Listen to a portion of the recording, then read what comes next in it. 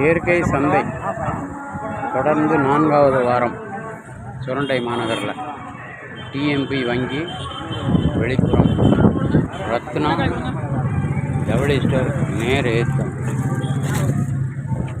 ஜம்முன்னு எடுத்து போட்டு விடுங்க. இயற்கை காய்கறி மற்றும் அரிசி, இயற்கை முறுக்கு, சுண்ட வத்தல், பாசிப்பயிறு, நல்லெண்ணெய் போன்ற அனைத்தும் இயற்கை முறையில் தயாரிக்கப்பட்ட மரச்செக்கு, நயம், தேங்காய் எண்ணெய், நல்லெண்ணெய் போன்றவை ஆதரவளித்து வரும்